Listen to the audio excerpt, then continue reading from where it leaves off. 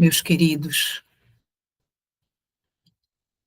porque vou começar com a mesma pergunta que eu comecei no outro estudo da sacudidura. Por que é necessário haver uma sacudidura no meio do povo de Deus? Essa imagem que está aí na tela ilustra com perfeição aquilo que significa a palavra sacudidura.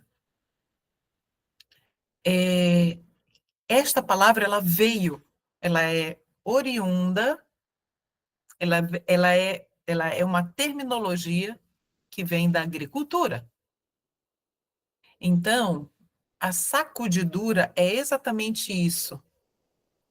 Joga-se, sacode, o que não serve o vento leva, e o que está maduro, firme, cai de volta no crivo.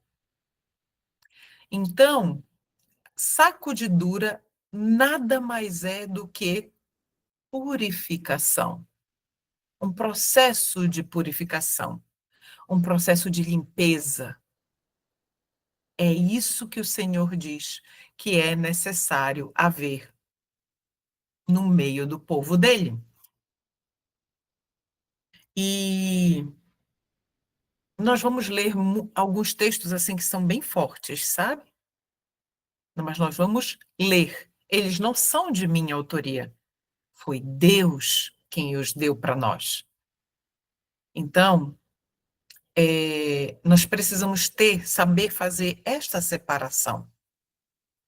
Muitos haters crentes, né? Haters crentes, eles, haters, quem não sabe, são os odiadores, aqueles que odeiam, que fazem aqueles comentários bem ruins, bem desrespeitosos, bem pouco cristãos, né? A pessoa ali, muitas pessoas dizem, eu sou cristão, sou adventista de não sei quantas mil gerações, mas quando faz o comentário, totalmente destituído de Cristo. Então, tenhamos em mente que o que está escrito não pode ser contestado, porque é Deus.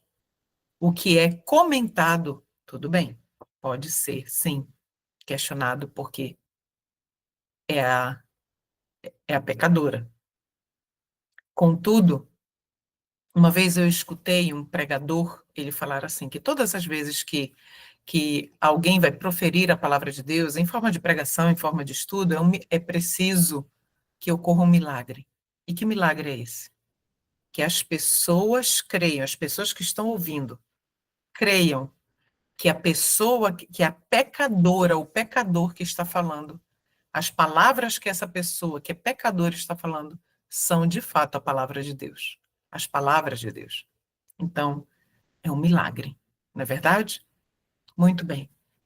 Então, eu sugiro, já deixo de sugestão, esse estudo de hoje, como é um capítulo de um livro bem resumido, que é o livro Eventos dos Últimos Dias, ou Eventos Finais, eu sugiro que você, se você ainda não assistiu, você assista um estudo que tem no meu canal, canal Cleuma Nascimento, um estudo com o título A Sacudidura. Eu acho que o Lucas vai deixar aí no chat o link.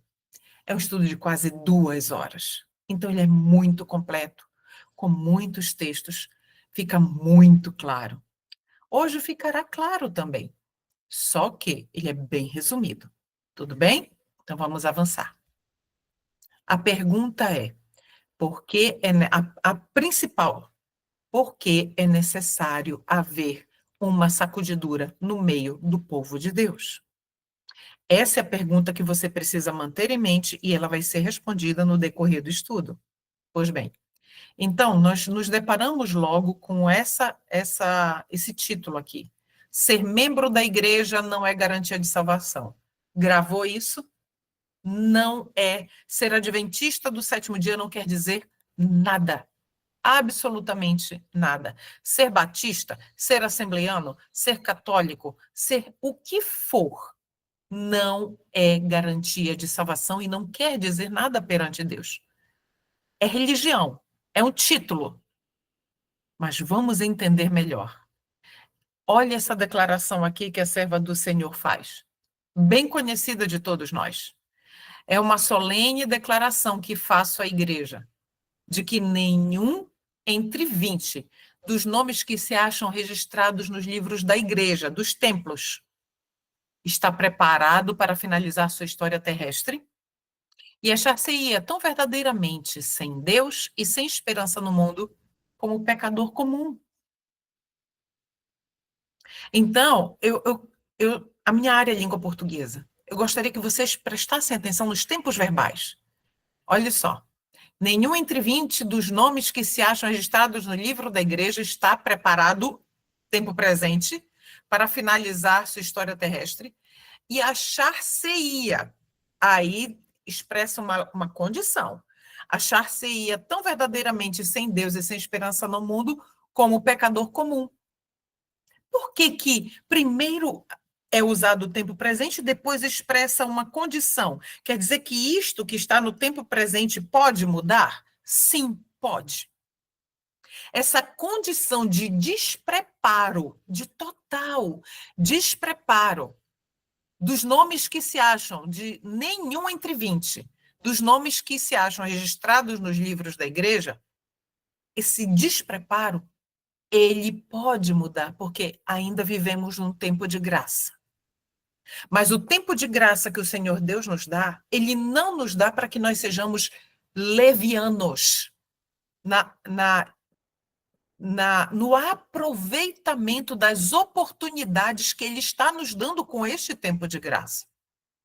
O tempo de graça que o Senhor Deus nos dá, para que nós não vivamos sem Deus e sem esperança no mundo como pecador comum, esse tempo de graça ele serve para que nós estreitemos o nosso relacionamento com Cristo Jesus. É esse o único objetivo. A partir do momento que esse relacionamento ele é estreitado, e nós já fizemos vários estudos comentando esse respeito, a partir do momento que esse relacionamento ele é estreitado, então o que acontece? O Senhor Jesus Cristo ele vem habitar em nós. Nós vivemos a sua vida e não mais nos encaixaremos nessa condição aqui de estar verdadeiramente sem Deus e sem esperança no mundo. Não foi isso que Deus planejou para mim e para você. Não foi. O Senhor Deus planejou, o sonho de Deus para mim e para você é que estivéssemos com Ele eternamente. Eternamente.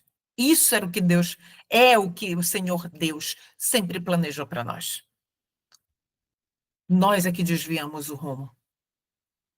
Os que tiveram oportunidades para ouvir e aceitar a verdade e se uniram à Igreja Adventista do Sétimo Dia, considerando-se o povo de Deus, que guarda os mandamentos, olha só, os privilégios do povo adventista, mas não possuem mais duas coisas: vitalidade e consagração a Deus, do que as igrejas nominais, serão atingidos pelas pragas de Deus tão verdadeiramente como as igrejas que se opõem à sua lei.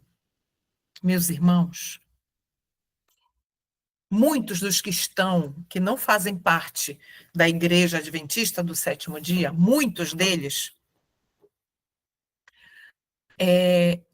se salvarão, serão salvos, porque ao ouvirem o derradeiro chamado, eles atenderão, mas outros permanecerão obstinados, à semelhança de muitos adventistas.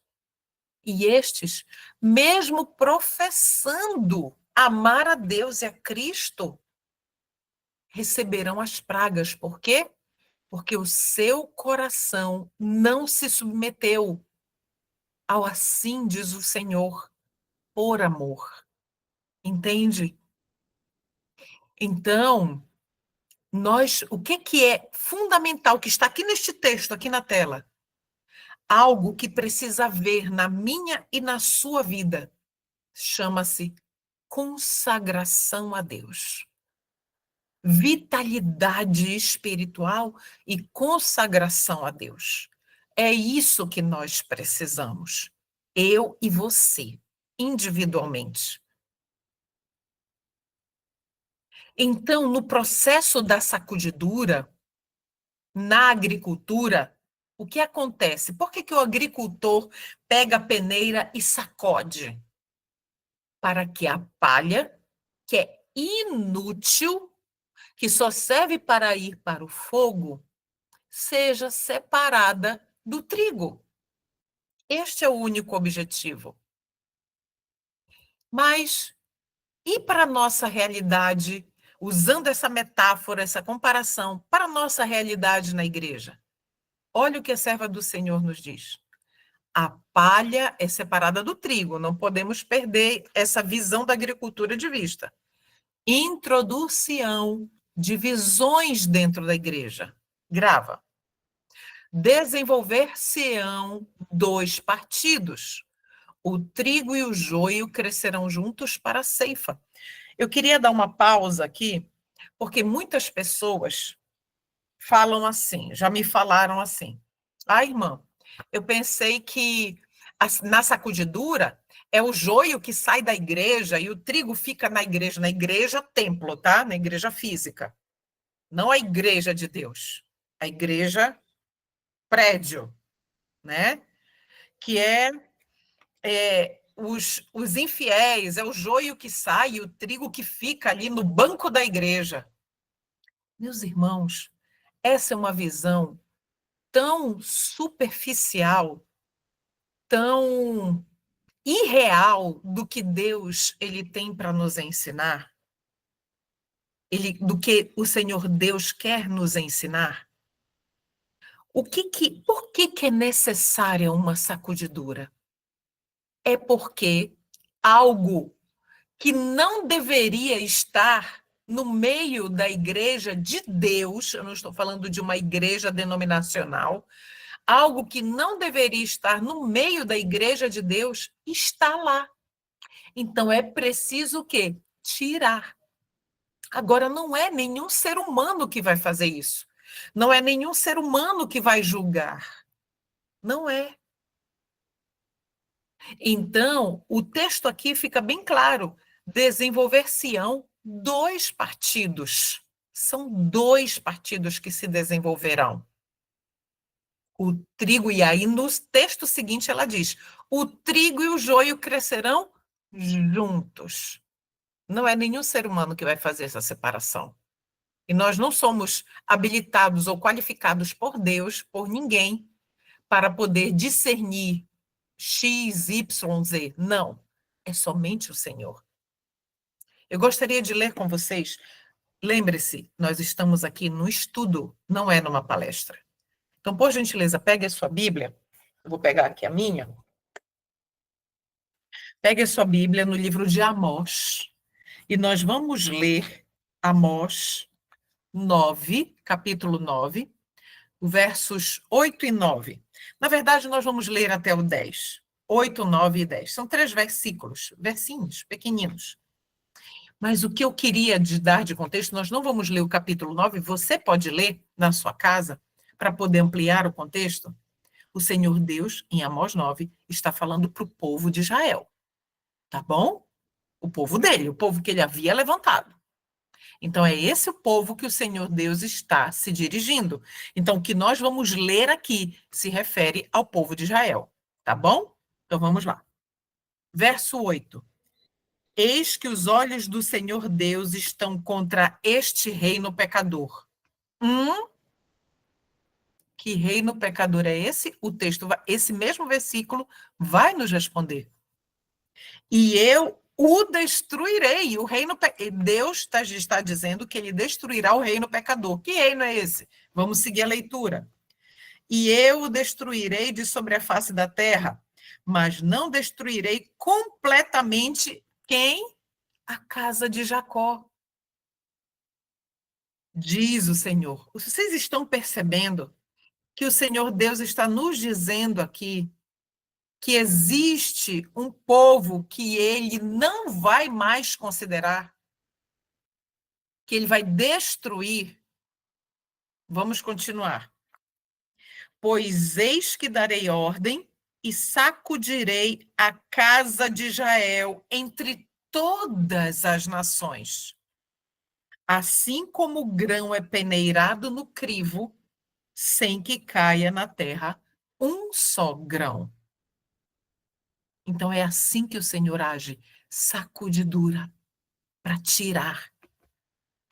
Para esse tirar é o destruir. Por quê? Porque é o joio que vai ser lançado, vai ser destruído. O trigo não. Lembra da parábola? O que é que o Senhor disse, o Senhor do campo disse para os seus funcionários fazerem? Peguem o joio, amarre o enfeites e leve para o fogo, e o trigo guarde no meu celeiro. Lembra da parábola? Exatamente. Por isso o Senhor Deus está dizendo que destruirá. Olha o verso 10. Todos os pecadores do meu povo, está falando do povo dele, do povo que professa seguir e servir a ele. O povo de Israel, nós, todos os pecadores do meu povo. Que pecadores? Eu sou pecadora. Mas que pecadores o Senhor está dizendo? Aqueles, nós vamos entender nos textos que vamos estudar mais adiante agora, mas aqueles que recusaram viver conforme o Senhor Deus lhes apontou que eles deveriam viver. Rejeitaram a Deus. Então, todos os pecadores do meu povo morrerão à espada. Os que dizem: o mal não nos alcançará, nem nos impedirá. Ou seja, nada vai acontecer conosco. Nós somos o povo, nós somos a menina dos olhos de Deus. Já ouviram isso?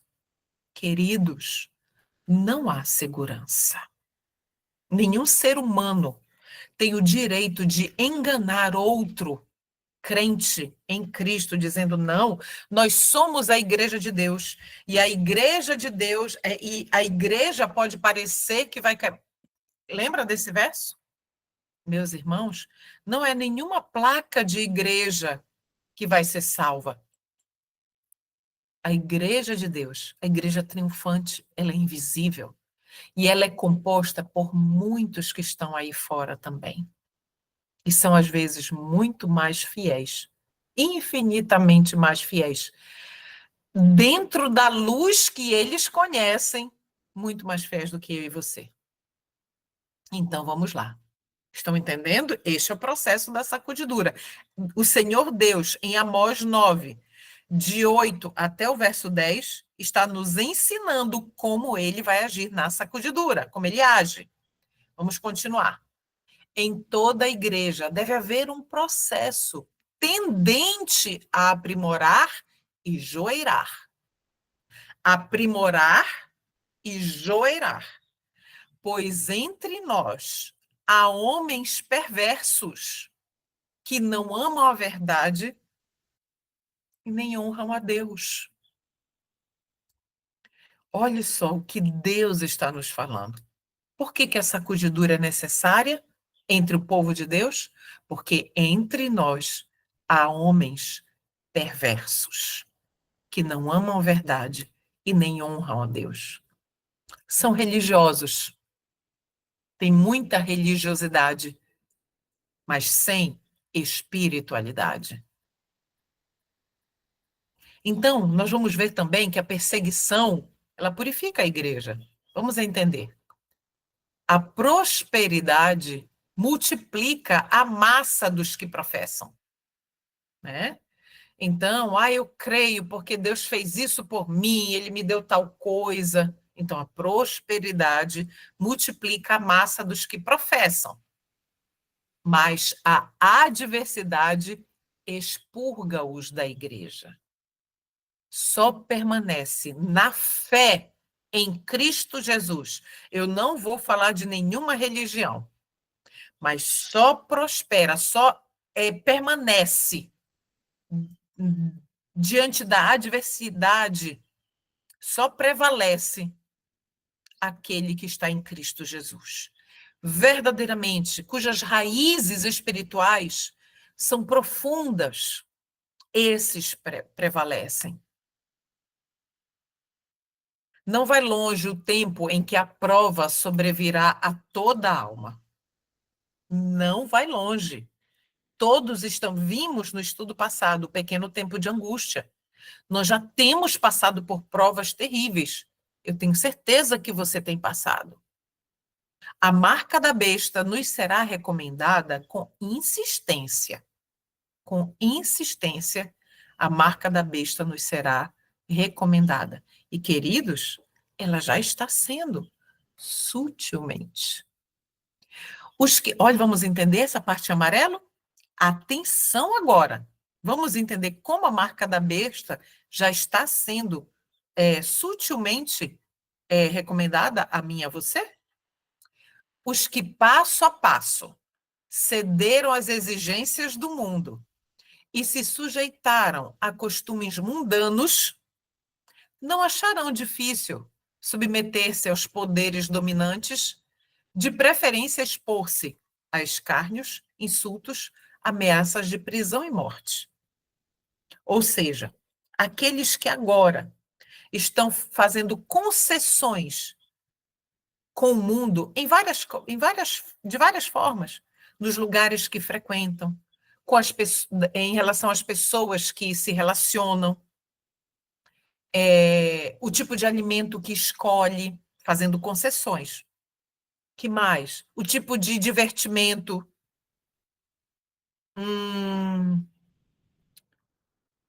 O tipo de entretenimento. O tipo de vestuário.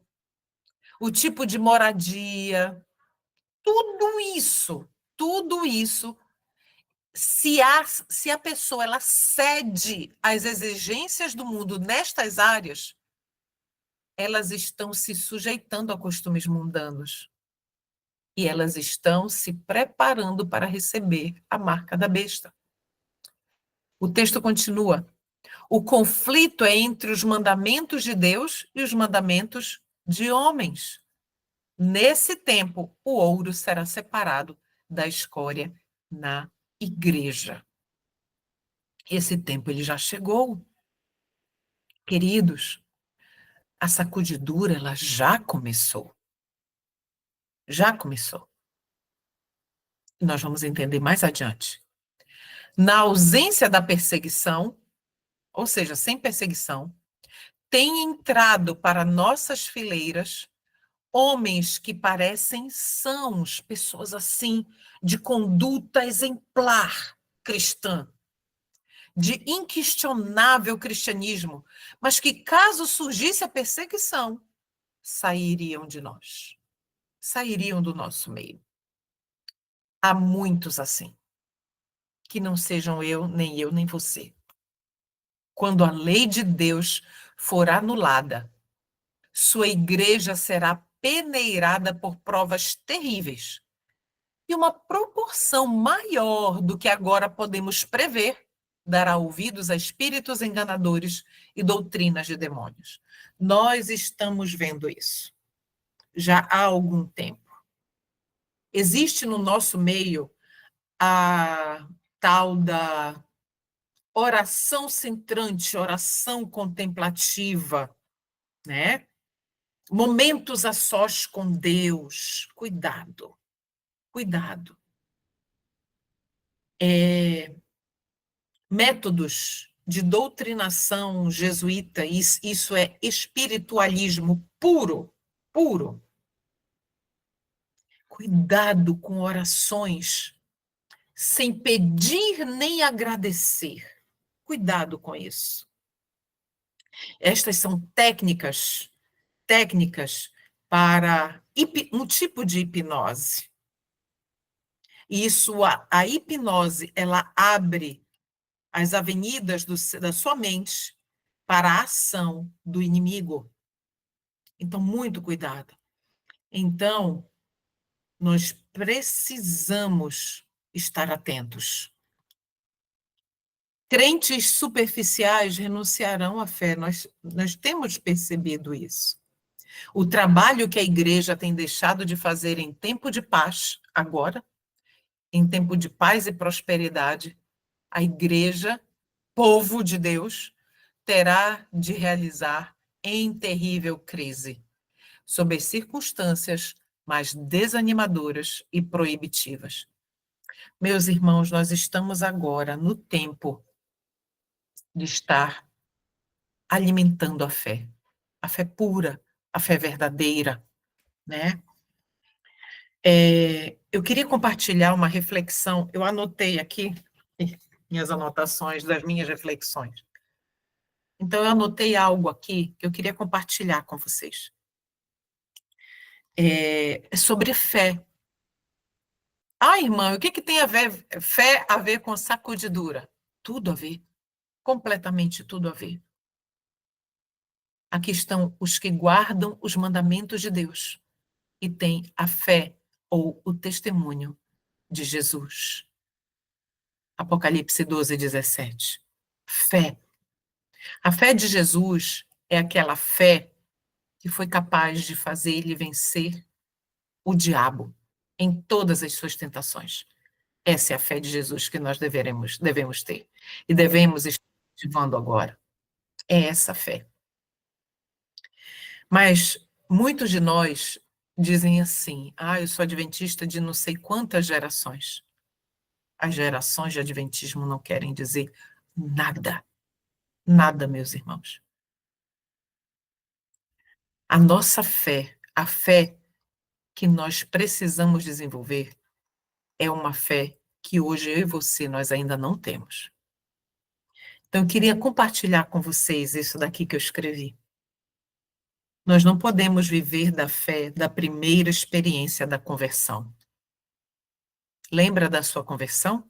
Não estou falando do seu batismo, eu estou falando da sua conversão. Eu batizei com meu esposo no dia 13 de março de 1999. O nosso mais velho estava com 3 aninhos. Neste dia eu me batizei, mas a minha conversão verdadeira, ela começou a partir de 2010. E eu não disse em 2010, eu disse a partir de 2010. Então, 2010 foi o ano que começou a minha conversão verdadeira. Então, nós não podemos viver a fé da primeira experiência da conversão. A fé somente será fortalecida com o relacionamento com o Criador. Sem o relacionamento com Cristo, nosso Criador, não há fé forte, robusta. Sem um profundo e íntimo relacionamento com Deus, a fé fica frágil e estagnada, ou se torna uma fé religiosa. Você já parou para se perguntar que tipo de fé eu tenho? É uma fé robusta, uma fé realmente que resiste à prova? Ou ela é uma fé religiosa? Ou seja, a fé se torna apenas uma confissão de um dogma religioso. Será que a sua fé é só uma fé de 10 mandamentos, de dogmas? Os mandamentos, eles são importantes, inquestionável. Mas a sua fé, ela vai além de um dogma? Porque se a sua fé ela é fundamentada num dogma religioso, ela é uma fé religiosa e nada mais. A fé não pode estar apenas em um dogma, posto que um dogma não fortalece a fé. Fé é experiência com a palavra. Sabia disso? Fé é experiência com a palavra de Deus. E a palavra não é apenas a revelação divina na Escritura, mas ela é a revelação divina na Escritura e no dia a dia. Ou seja, se nós não trouxermos a palavra escrita, a palavra, que é o fundamento da nossa fé. A fé vem pelo ouvir a palavra de Deus, ler, ouvir, né? Mas se nós não trouxermos essa palavra para o nosso dia a dia, para essa palavra escrita ser uma palavra viva, se nós não fizermos isso, então ela não é fé. Ela é apenas uma religiosidade. E não é experiência com Deus. É experiência com os irmãos, com uma rotina religiosa, com o cumprimento uma rotina, um passo a passo religioso, mas não é uma experiência com Deus. Fé é experiência com Deus. A experiência com Deus nada mais é do que a vivência da palavra. É isso que é a experiência com Deus. É a vivência da palavra escrita na nossa vida prática, no dia a dia. E a vivência da palavra está unida à oração. Como tem sido a sua vida de oração? A vivência da palavra está intimamente ligada a uma vida de oração. Crentes superficiais renunciarão à fé. O trabalho que a igreja tem deixado de fazer. Perdão, eu já li isso? Ah, não, já. Isso. Vamos avançar. Se Satanás vê que Deus está abençoando o seu povo, muita atenção, e preparando-os para discernir os enganos, estes estudos têm esse objetivo. O que é que, então, quando Satanás percebe que ele vai perder a sua presa, digamos assim, o que é que ele faz? Está aí em vermelhinho. Ele trabalha com sua magistral capacidade para introduzir fanatismo de um lado e frio formalismo de outro, para que ele possa ceifar uma colheita de almas.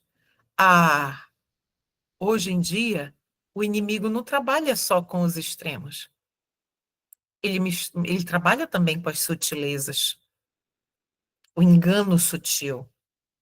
Então, mais fanatismo de um lado e formalismo, frio formalismo do outro. O que é um frio formalismo? É você cumprir. Ah, de manhã, não estou dizendo, vamos interprete corretamente, por gentileza. Eu vou ler a Bíblia junto com vou ler a Bíblia com a lição da escola sabatina. E depois que eu ler a Bíblia com a lição da escola sabatina, eu vou orar, vou fazer isso e depois eu vou sair para o meu trabalho. Pronto. Aí depois aí passa o dia sem Cristo, sem nada, destituído de tudo que é desconectado do Senhor Deus. E pronto. Isso é um frio formalismo. Cumpriu, ali é religiosidade. Então, cumpriu, mas não passou o dia ali se humilhando diante de Deus para que o temperamento, para que tudo estivesse ali submisso à boa, santa e perfeita vontade de Deus. Entende? Quando as aflições se intensificarem ao nosso redor, e elas se intensificarão, aflições, ver-se-á separação e também unidade em nossas fileiras. Então, as aflições, ao se intensificarem, ao mesmo tempo que haverá separações, também haverá unidade. Alguns que agora estão dispostos a empunhar as armas da peleja, em ocasiões de verdadeiro perigo, tornarão manifesto que não edificaram sobre a sólida rocha. Eles cederão à tentação. Então, alguns que são extremamente ardorosos, fervorosos na defesa da verdade, do que é correto, né? Pode ser que cheguem no momento em que seja revelado que eles não edificaram sobre a rocha que é Cristo Jesus. E cederão à tentação, e se afastarão e se separarão do meio do povo de Deus. E os que tiveram grande luz e preciosos privilégios, mas não os aproveitaram sob um pretexto ou outro, hão de retirar-se de nós. Vamos entender melhor isso aqui? Eu e você nos encaixamos nisso. Sabe por quê? Porque nós temos grande luz e preciosos privilégios espirituais. Nada nos falta. Tudo nos foi revelado. Nada nos foi oculto. O Senhor Deus derramou o céu sobre mim e sobre você. Temos tudo, inclusive temos tempo de paz para poder investigar tudo que o Senhor Deus deixou disponível para mim e para você. Portanto, naquele dia, ele vai abrir lá os livros. Cleuma, ali os livros. Você não Por que que você não viveu tal e tal verdade quando tal e tal verdade? Mas, Senhor, eu nunca estudei sobre isso. Eu não posso ser culpada por algo que eu não sabia. Aí o Senhor vai dizer assim: mas Cleuma, minha filha, eu lhe dei oportunidade, eu lhe dei tempo para você conhecer. Se você tivesse apenas um coração disposto, minha filha, você saberia e viveria toda a verdade. Mas você não quis. Rejeitou grande luz e privilégios, mas não aproveitar a luz e os privilégios dados por Deus, né? E aí a serva do Senhor avança, sob um pretexto ou outro. Entende? Então, não há justificativa. O Senhor Deus é longânimo, amoroso e está nos dando tantas oportunidades. Lembra da primeira pergunta que eu disse? Grava essa pergunta: por que é necessário que haja uma sacudidura no meio do povo de Deus? Aliada a essa, tem outra pergunta: o que causa a sacudidura? Vamos ver? Perguntei qual o sentido da sacudidura que eu acabava de presenciar. E foi-me mostrado que fora causada pelo positivo testemunho. Positivo, queridos, é firme, tá bom? Firme testemunho. Positivo testemunho que foi motivado pelo conselho da testemunha fiel aos laodiceanos. Testemunha fiel, a testemunha aí está com T maiúsculo. Então, quem é a testemunha fiel? O Senhor Jesus Cristo. Está lá em Apocalipse 3, 3:20, quando o Senhor Deus fala para darás a mensagem para a igreja de Laodiceia. Então, perceba bem, o que causa a sacudidura? É o Senhor Jesus Cristo, a testemunha fiel, dizendo aos laodiceanos: olhe, vocês precisam conhecer a mensagem da justiça pela fé. Vocês precisam conhecer a mensagem da verdadeira educação. Vocês precisam entender como essas mensagens, elas são a mensagem do terceiro anjo. Porque só assim vocês poderão pregar essa mensagem verdadeiramente. Então, quando o Senhor Jesus Cristo, que é a testemunha fiel, ele nos dá essa mensagem,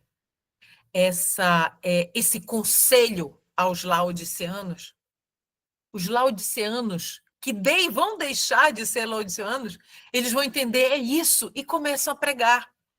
Mas quando eles começam a pregar, viver primeiro e pregar, o que acontece? Vem a sacudidura. Porque vai haver o quê? A rejeição dessa mensagem. A palha começa a ficar a pseudo-palha. Eu não vou dizer que é palha, mas a provável palha. Por que provável? Porque ela ainda tem tempo, o joio ainda tem tempo de virar trigo no tempo de graça, e o trigo, se não estiver atento, pode se tornar joio. Entende? Então, o que acontece? É esse testemunho de cada crente na mensagem da testemunha fiel, é esse testemunho, essa pregação, essas mensagens que causam a sacudidura, porque abala os laodiceanos que querem permanecer no estado morno, não querem mudar, estão naquela posição confortável que, lamentavelmente, eles serão vomitados. Entende? Então, é isto que causa a sacudidura. Então, alguns não suportarão esse claro testemunho, opor-se-lhe-ão, vão fazer oposição a esse testemunho, e isto causará uma sacudidura entre os filhos de Deus. Ficou claro? Entre nós, há os que, como Acã, lembram de Acã? Lá em Josué, capítulo 7? Depois leia. Josué, capítulo 7. Você vai entender perfeitamente o que nós vamos dizer aqui agora. Entre nós, há aqueles que, como Acã, farão confissões quando for demasiado tarde para se salvarem. Acã teve mais de uma semana para confessar seu pecado e ele não confessou. Ele só confessou quando não tinha mais jeito, não tinha mais salvação para ele. Então, muitos farão exatamente como Acã. Eles não estarão em harmonia com o que é correto. Olha essa parte amarelo. Desprezam o testemunho positivo que atinge o coração, que é a mente, e gostariam que fossem silenciados todos os que fazem repreensões.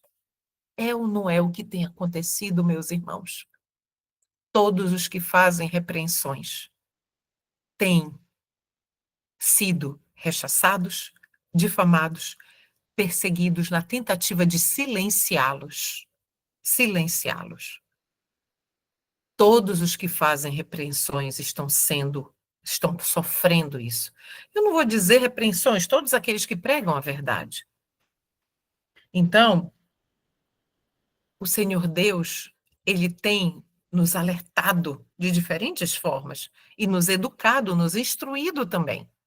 O Senhor pede a renovação do positivo testemunho apresentado em anos passados. Então, o que ele está dizendo aqui? A serva do Senhor está dizendo que aquele testemunho, ele precisa ser reavivado, renovado. Deus pede uma reforma da vida espiritual. E aí eu já queria deixar para você, se você ainda não assistiu, o estudo sobre reavivamento e reforma, está lá no meu canal, tem 1h30 de estudo, bem detalhado. Você vai entender claramente o que Deus pede de mim e de você. Ele pede uma reforma da vida espiritual. As energias espirituais do seu povo têm por muito tempo estado entorpecidas, mas há de haver um ressurgimento da morte aparente. Entende? Há de haver um ressurgimento da morte aparente. É o que o Senhor deseja que haja em mim e em você. Agora, olha essa parte em azulzinho aí no final. O que é fundamental. Pela oração e confissão do pecado, precisamos preparar o caminho para o rei. O caminho do rei. Foi exatamente assim que João Batista fez. Como foi que João Batista preparou o caminho do rei? Primeiro, ele se afastou daquele meio que poderia levá-lo levá-lo a se afastar de Cristo, de Deus. E ele tentou seguir todas as orientações que Deus deu para ele no vestuário, que era um vestuário simples, na alimentação, que era uma alimentação simples, vegetariana, estrita, não é? Ele era um homem de oração, e era um homem que amava profundamente a Deus e queria muito fazer a sua vontade. E ele pôde dar testemunho disso, por meio da sua própria vida. A vida de João Batista, o segundo Elias, era uma vida de testemunho constante do poder de Deus. É isso que o Senhor Deus deseja de mim e de você, né? Pela oração e confissão de pecado. Então, agora eu pergunto, como isso acontece na prática? Como nós podemos fazer isso? Vamos entender, meus amados, para que nós sejamos sacudidos na peneira e para que nós caiamos como grão puro e firme e forte dentro da peneira e não sejamos soprados como palha, nós precisamos aprender o que significa viver a vida de Cristo. Nós precisamos aprender. Primeiro, tendo convicção do nosso pecado. Ore ao Senhor e pergunte assim: Senhor, Sonda o meu coração. Sonda o meu coração. Mostra-me, Senhor, o que eu devo fazer para herdar a vida eterna. E revela-me quem eu sou de verdade. Revela-me tudo que eu não enxergo em mim e que desagrada ao Senhor. Então nós precisamos ter a convicção do pecado.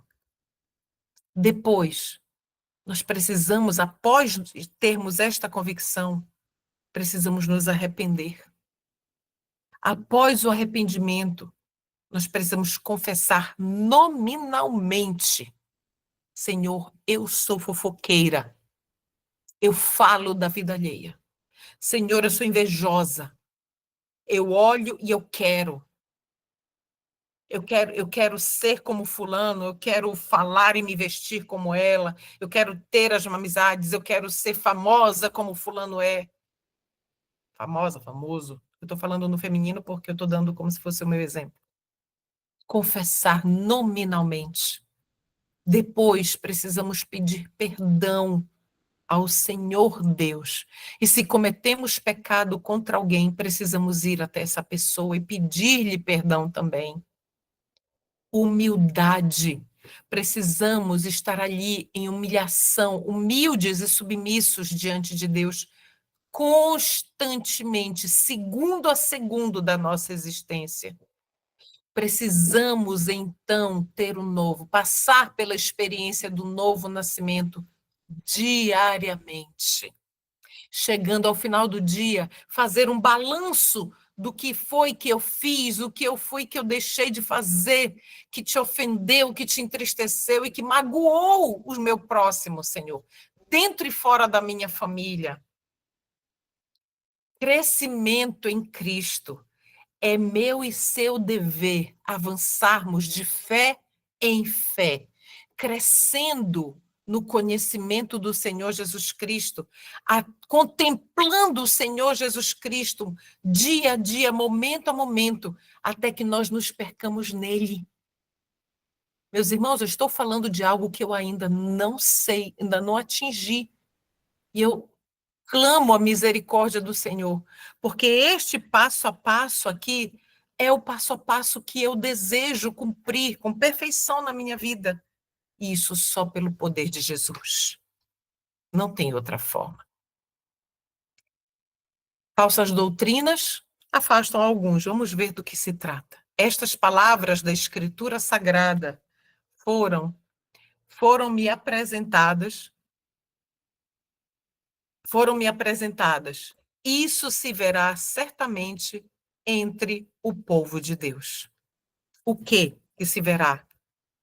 Vamos ver o que está lá em Atos. Pegue a sua Bíblia, por gentileza. Olhe só, estas palavras da Escritura, estas que vamos ler agora em Atos. Atos, capítulo 20, verso 30.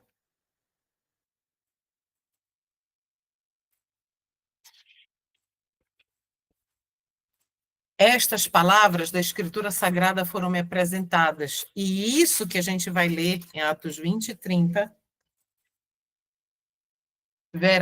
se verá certamente entre o povo de Deus. E também dentre vós mesmos se levantarão homens que falarão coisas perversas para atraírem os discípulos após eles, para atraírem os discípulos de Cristo após eles.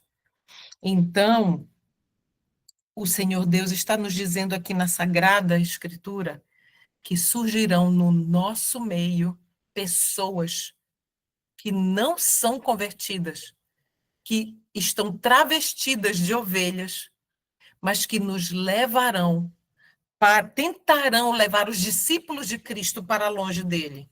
Entende? Então, isso ocorrerá por meio de quê? De doutrinas falsas. Muito cuidado, meus irmãos. Muito cuidado. No estudo passado eu comentei, vou comentar novamente, tem surgido falsos mestres, falsos professores, falsos pregadores. Inclusive, tudo que eu falar aqui nos meus estudos, os estudos que eu faço, você precisa estar colocando ali a luz, comparando a luz da palavra de Deus. Então, muito cuidado mesmo. Ao vir a sacudidura pela introdução de falsas teorias, olha, a sacudidura virá de que forma? Porque serão introduzidas falsas teorias, falsos ensinos, por meio de homens e mulheres que professam serem de Cristo. Aí o que vai acontecer? Esses leitores superficiais, não ancorados em parte alguma, são como areia movediça. Escorregam para qualquer posição para agradar a tendência de seus sentimentos de amargura. Então, eu me decepcionei com fulano, agora eu vou seguir fulano. Queridos, não sigam pessoas. Nenhum ser humano. Eu sigo o pregador tal, eu sigo o pregador... Não siga ninguém. Não siga ninguém. São todos pecadores. Todos, sem exceção. O que nós precisamos é não sermos leitores superficiais. E aí se encaixa o quê? O título, bereanos. É o que nós precisamos ser. Porque um leitor superficial, lembra da parábola do semeador? A semente que caiu na beira do caminho, ela não germinou, a raiz não foi profunda. E aí veio o quê? Veio os bichos e comeram, veio as dificuldades e levaram, solaparam aquela fé. Por quê? Porque ela não estava firme, profunda, sua fé não era profunda, bem enraizada em Cristo Jesus. É a mesma coisa. Não tendo recebido o amor da verdade, olha só, estes aqui, estes leitores superficiais, não ancorados em parte alguma, não tendo recebido o amor da verdade, eles serão induzidos aos enganos do inimigo. Darão ouvidos a espíritos enganadores e a ensinos de demônios e se afastarão da fé. O inimigo introduzirá doutrinas falsas, tais como a de que não existe um santuário. Inclusive os pentecostais não creem nisso, né? De que não, eles creem que não existe. Não existe, isso é invenção dos adventistas, de que existe um santuário no céu. Isso é uma doutrina falsa. Este é um dos pontos em que alguns se apartarão da fé. Também, como parte o que levará à sacudidura é a rejeição dos testemunhos que resulta em apostasia. Queridos, como tem se rejeitado os testemunhos do espírito de profecia que o Senhor Deus deu a Ellen G. White? Como tem sido? Inclusive de púlpitos, muitos são recomendados. Olha, se você vai pregar Ellen White, então você não vai pregar. Entende? Rejeição. Tudo se cumprindo. Uma coisa é certa. Agora, olha só esse texto. Os adventistas do sétimo dia, que se colocam sob o estandarte de Satanás, abandonarão primeiro sua fé nas advertências e repreensões contidas nos testemunhos do Espírito de Deus. Então, quem é que rejeita os testemunhos do Espírito de Deus? Os adventistas do sétimo dia, que se colocam sob o estandarte de Satanás. Estes, lamentavelmente, estão sob o estandarte de Satanás. O derradeiro engano de Satanás será anular o testemunho do Espírito de Deus. Por quê? Porque não havendo profecia, o povo se corrompe, como dizem Provérbios 29:18, ou, no inglês, o povo perece. Olha só, quando não há profecia, quando não há profeta, o povo morre sem o conhecimento. Por que será que o Senhor Deus levanta um profeta? Qual é a necessidade? Será que a sua palavra, a Bíblia, não seria só suficiente? Claro que sim, inquestionavelmente. Contudo, o Senhor Deus viu que nos últimos dias o povo dele precisava de uma luz mais específica, mais minuciosa. É como se fosse o combustível extra para nós suportarmos nos últimos dias. Entende?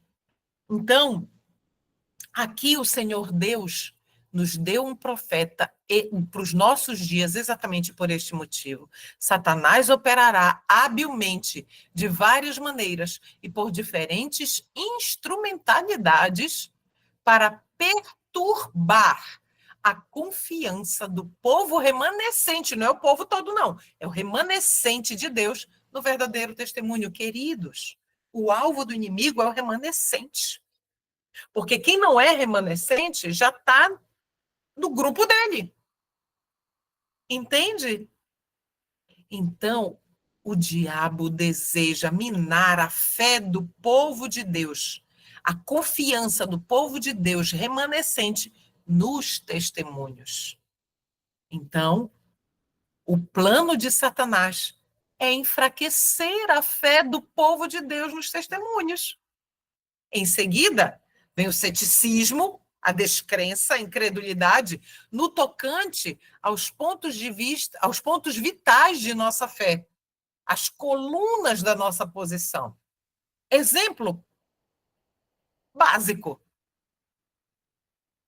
Cristo veio com a natureza humana de Adão antes da queda. É o que a nova teologia afirma. Ou seja, não aceitam as mais de 400 citações do espírito de profecia afirmando que Jesus veio com a natureza de Adão pós-queda, a natureza pecaminosa de Adão. Foi essa natureza que Jesus Cristo veio. E aí, isso daí é uma coluna, é um ponto vital de nossa fé. Por quê? Porque a partir do momento que eu coloco Jesus com a natureza de Adão antes da queda, que eu creio que ele é daquele jeito, Jesus teve os seus. Ele era Deus.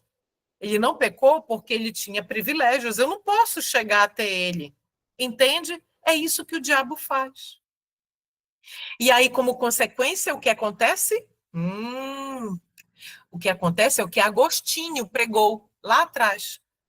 Peca e arrepende, peca e arrepende, peca e arrepende. Eu peço perdão. Peco, peço perdão, me arrependo, peço perdão, e assim vai. E vai ser assim até Jesus voltar. É assim que eles dizem. E muitos adventistas creem hoje assim. Por quê? Por causa do ceticismo, a falta de crença nos pontos vitais da nossa fé, colunas da nossa posição, que estão firmados no espírito de profecia, nos testemunhos.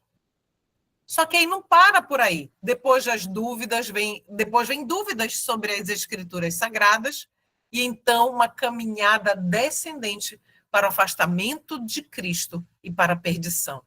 Quando os testemunhos nos quais se acreditava anteriormente são postos em dúvida e rejeitados, Satanás sabe que as pessoas enganadas não pararão aí e ele redobra então seus esforços até lançar estas pessoas que já estão descrendo dos testemunhos, lançar essas pessoas numa rebelião aberta, que se torne irremediável e termine na destruição daquela alma. É isso que o diabo quer, que o máximo se perca.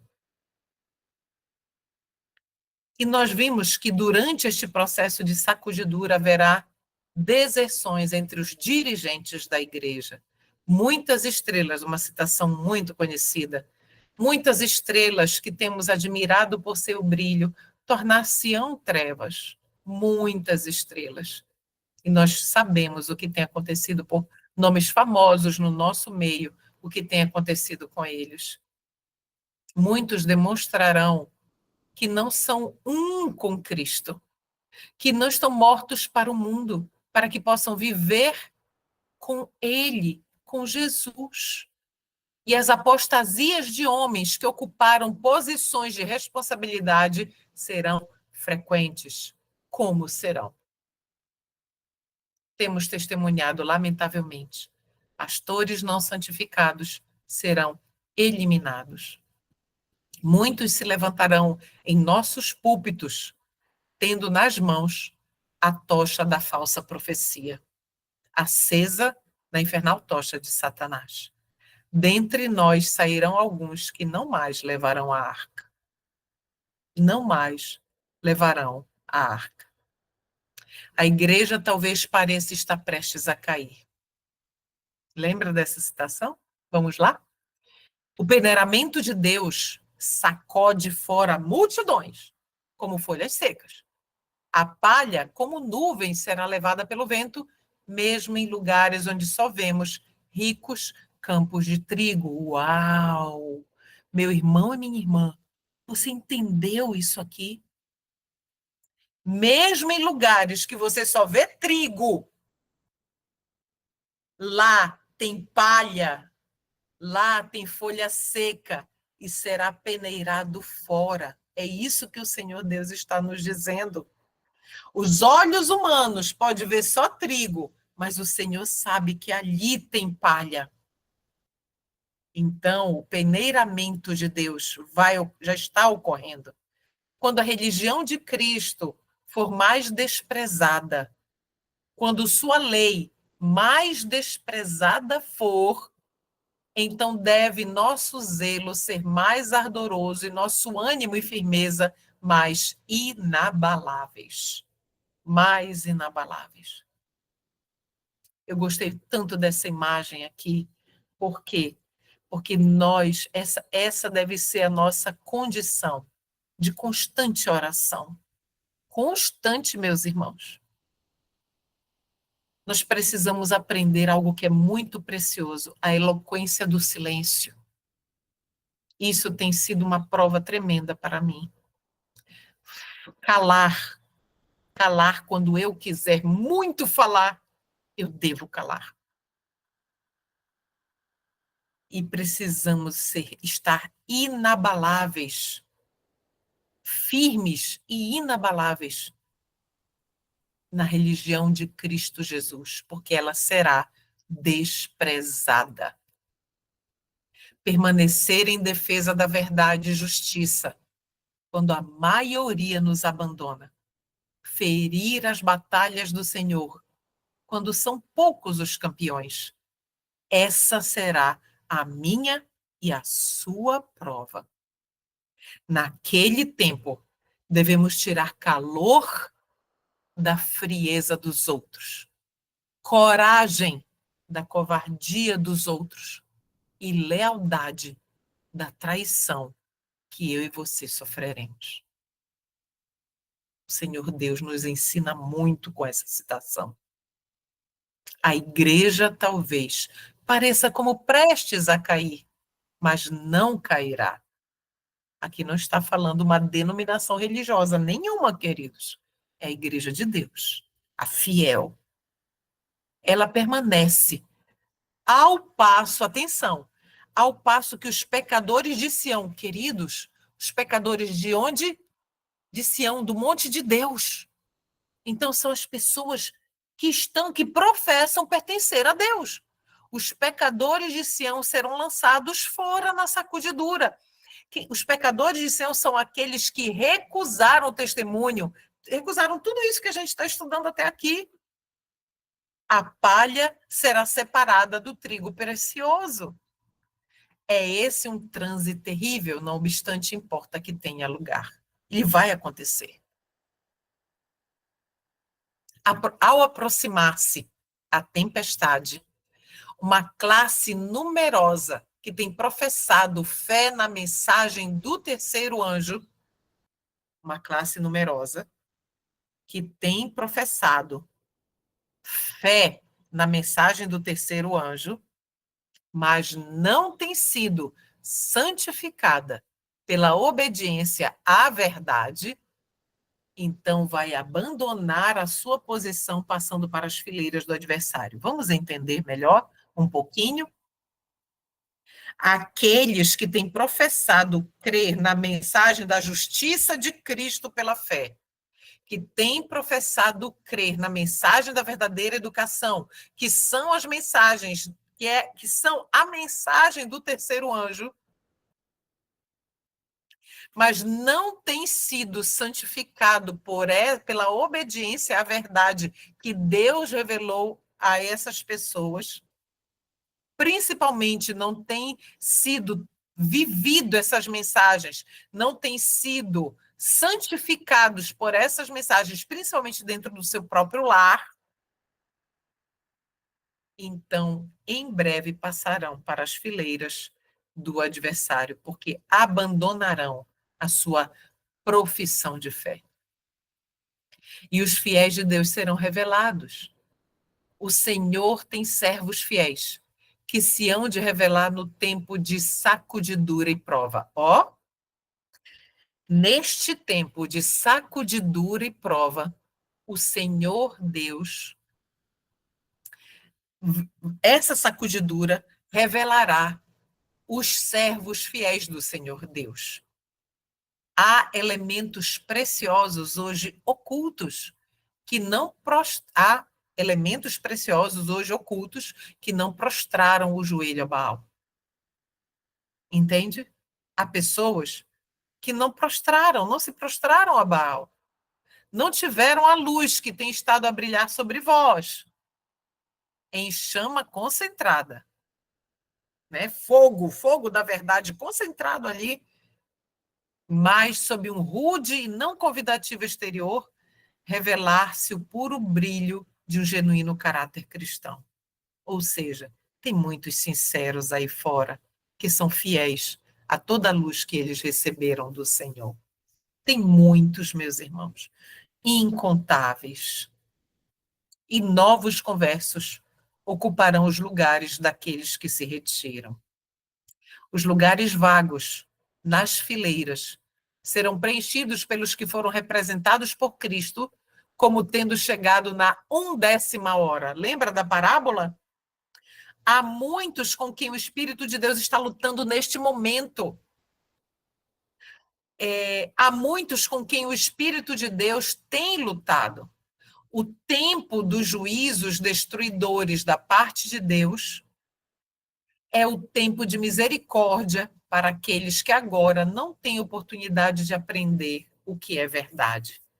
O Senhor olhará para eles com ternura, seu coração compassivo se enternece e a mão do Senhor ainda está estendida para salvar, enquanto a porta é fechada para os que não querem entrar.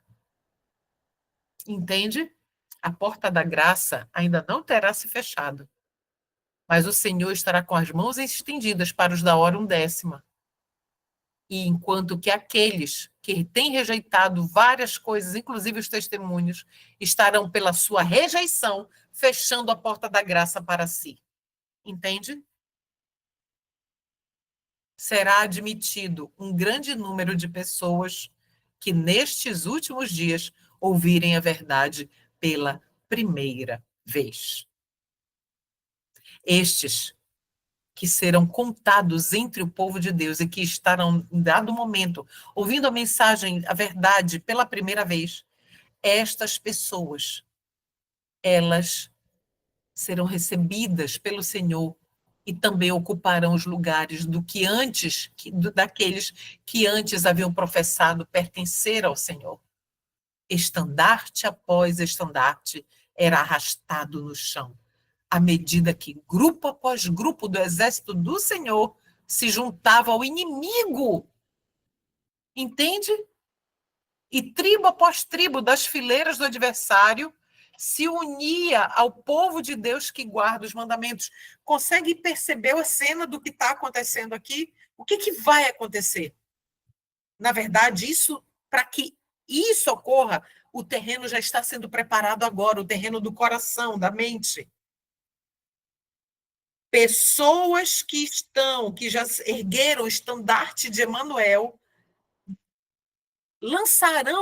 abandonarão o estandarte, se lançarão nas fileiras do inimigo.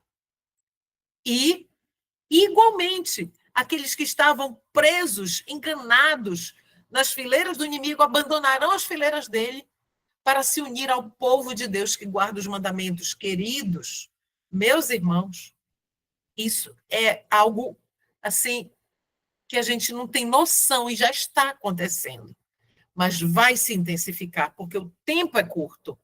Então, o que nós precisamos nesses últimos dias da história da Terra, o que nós precisamos é nos rendermos, é rendição. Viver com Jesus momento a momento, sem rendição, sem entrega, sem comunhão e verdadeira conversão, e a conversão ela é diária. Sem isso, nada vai acontecer e corremos o sério risco de sermos joeirados, peneirados e cairmos para fora do crivo. Que Deus nos ajude. Vamos orar, meus irmãos? Pai eterno, bondoso Senhor, é no nome de Cristo Jesus que estamos clamando, clamando, clamando, Senhor. Salva-nos de nós mesmos. Por favor, Pai, não permita que o nosso eu se interponha entre o Senhor e a obra maravilhosa que o Senhor deseja fazer em nós e aos outros por intermédio de nós. Queremos servir o Senhor, seguir o Senhor, servir as almas por quem o Senhor morreu. Por favor, Pai Santo, conduz-nos conforme o teu querer e nos ajude a matar o eu maligno que insiste em ocupar o trono do nosso coração. Obrigada por nos ouvir, Senhor. Te agradecemos, porque sabemos que o Senhor cumprirá a tua palavra de que colocará em nós um coração novo e um espírito novo. Obrigada, Pai, por esta certeza, em nome de Jesus. Amém.